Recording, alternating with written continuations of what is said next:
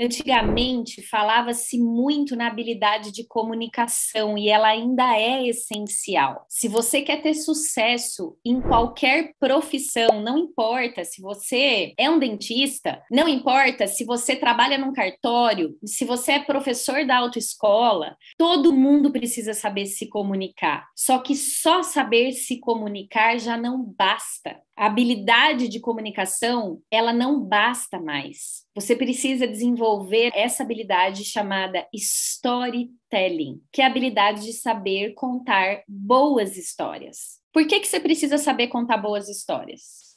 O tempo todo nós estamos vendendo alguma coisa. Você precisa saber contar uma boa história, porque senão você não convence ninguém. Se você for pleitear uma vaga, você vai participar de um processo seletivo, você precisa saber contar uma boa história. Se você quer contratar um bom profissional, você precisa saber contar uma boa história. Se você vai começar um negócio e você precisa conseguir um financiamento no banco, você precisa contar uma boa história. Então, agora que você já entendeu por que você precisa ser um bom contador de histórias, eu vou te dar o passo a passo de como contar uma boa história. São 5 passos.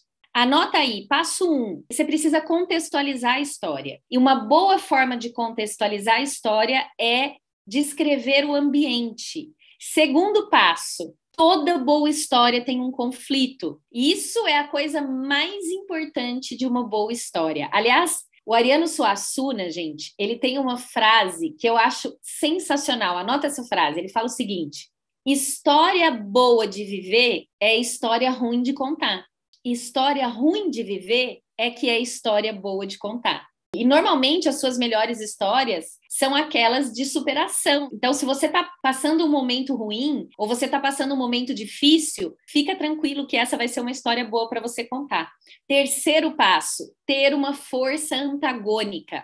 Por que todo bom filme, toda boa novela tem o mocinho, mas tem o vilão que quer atacar o mocinho? Porque toda boa história precisa ter uma força antagônica. Passo número 4, tem que ter um vale. O personagem principal, ele vai passar por uma grande dificuldade, ou a própria história, ela vai para o vale. E o passo número 5 é o tal do final feliz. É o pico. Deu para entender, gente, o que é o storytelling? Ficou claro esse passo a passo? São 5 passos. Ambiente, conflito, força antagônica, o vale e depois o pico.